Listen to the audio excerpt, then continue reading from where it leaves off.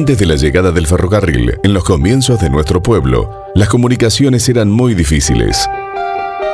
Es por ello que el paso de las líneas férreas fue un hito necesario para el asentamiento de población en este lugar. Aquí, donde el grano crecía en abundancia y requería comercialización y traslado, las líneas férreas vinieron a completar el paisaje y a traer crecimiento y prosperidad. Con la llegada del ferrocarril y luego de algunas vacilaciones, se construye el edificio de esta estación, en el kilómetro 21, nombre con el que se conoció a nuestra localidad en sus comienzos.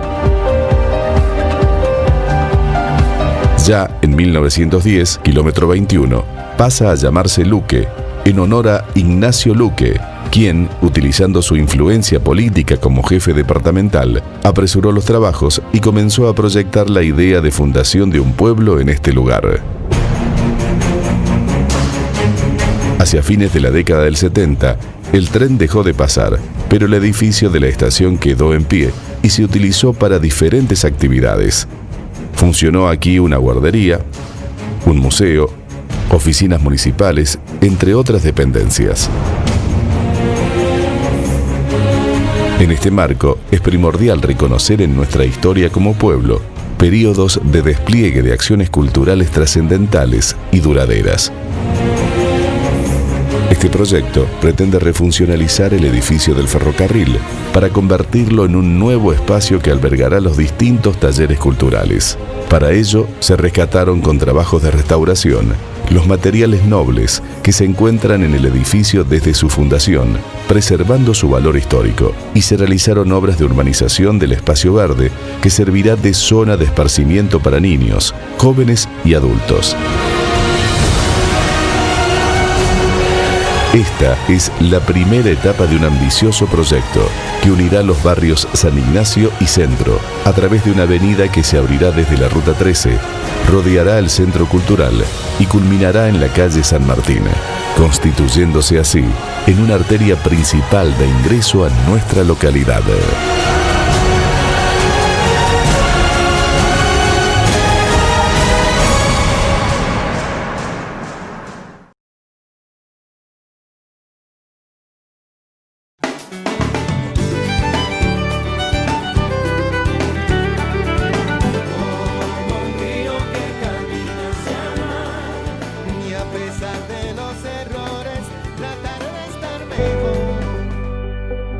La que antes se denominó calle San Luis, hoy es la calle Padre Patiño. Mucho se conoce sobre el primer párroco de nuestra localidad, pero la memoria debe pasar a las nuevas generaciones. Por eso en este micro te contamos quién fue el primer y tan querido párroco de nuestra localidad. El padre Gavino Humberto Patiño llegó a Luque a la edad de 40 años. Hacía 5 años que se había ordenado sacerdote cuando la capilla San Ignacio de Loyola de Luque se convirtió en parroquia y él fue nombrado párroco del lugar. Allí sirvió desde su llegada en 1948 hasta el día de su muerte el 12 de abril de 1983. Su llegada a la localidad fue toda una celebración.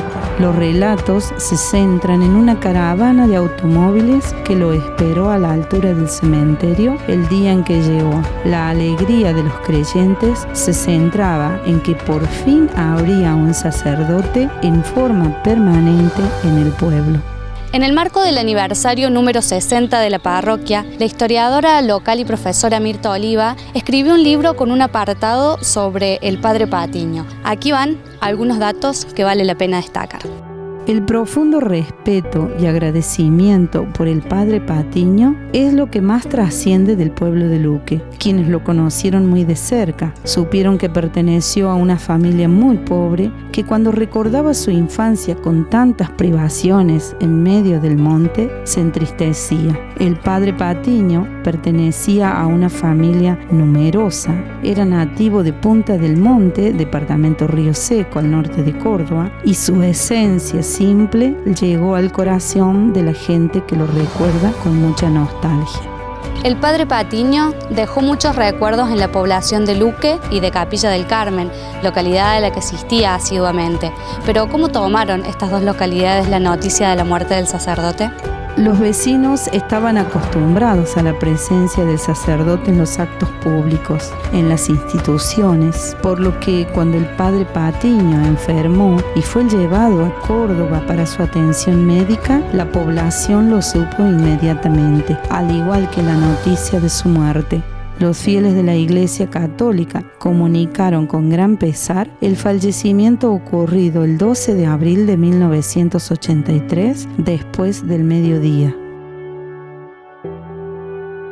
Los restos del padre Patiño fueron velados en el templo parroquial. Allí asistieron las instituciones que también estuvieron en su entierro al día siguiente. Sus restos también descansan al día de hoy aquí en el templo parroquial y en el corazón de todos los luquenses.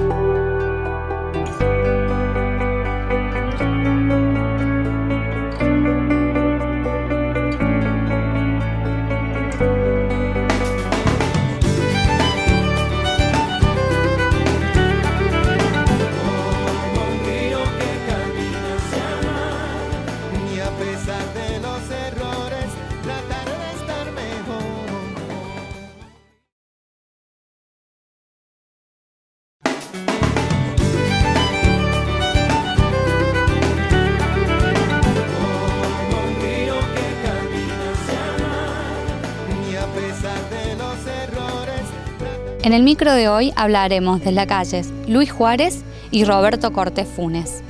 Para empezar, podemos decir sobre la calle Luis Juárez que es la calle con más interrupciones de nuestra localidad.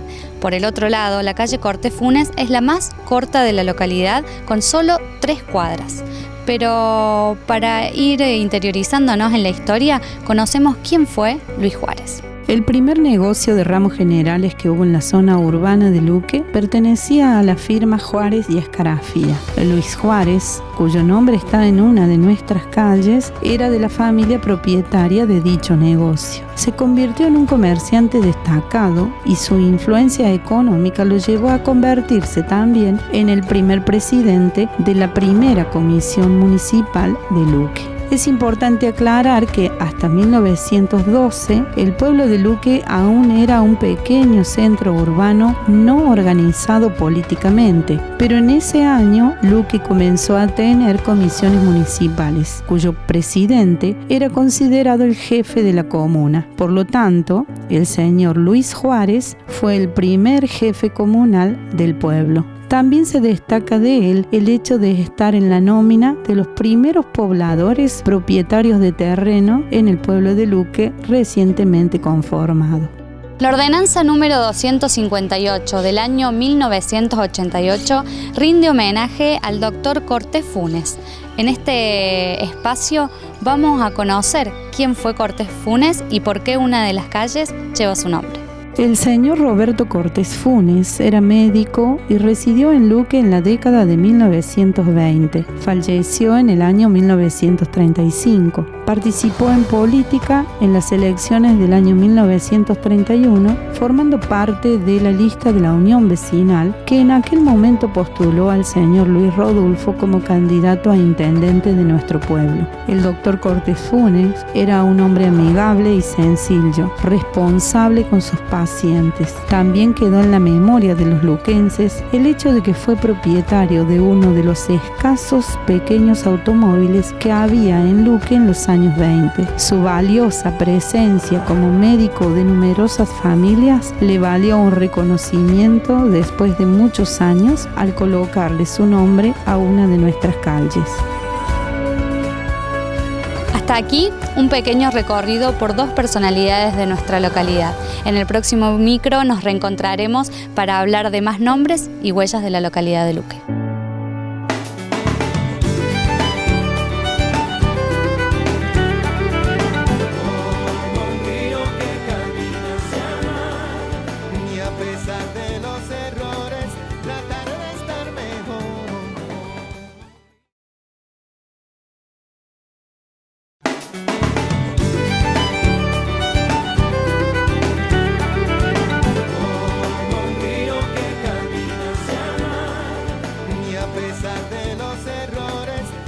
El centenario de Luque en el año 2010 impulsó que se le colocaran nombre a algunas callejuelas.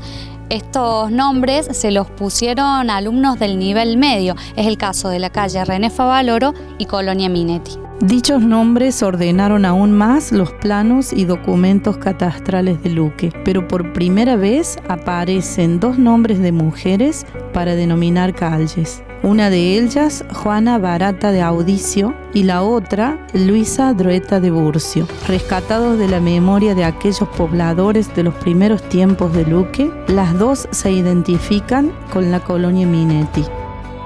Las mujeres aparecen reclamando su lugar en la historia, entonces vamos a conocer ahora quiénes eran estas mujeres. ¿Quién fue precisamente Juana Barata de Audicio?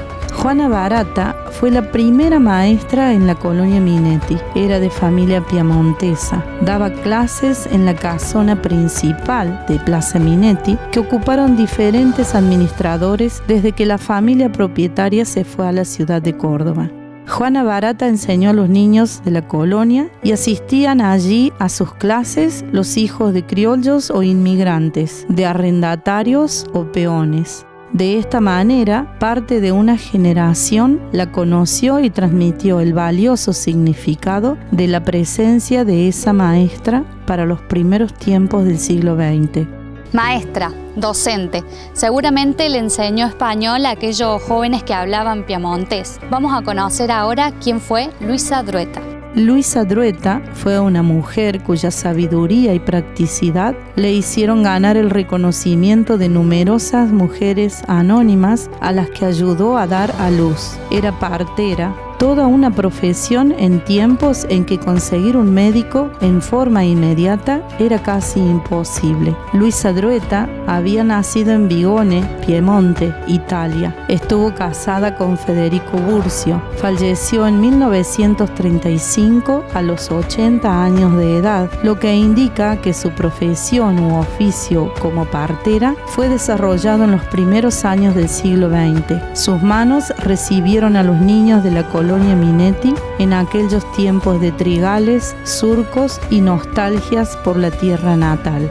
Hasta aquí, Juana Barata de Audicio y Luisa Drueta, mujeres que supieron ganarse un lugar en la historia de nuestra localidad. Seguiremos descubriendo a lo largo de otros micros de nombres y huellas a otras mujeres que marcaron a nuestra localidad.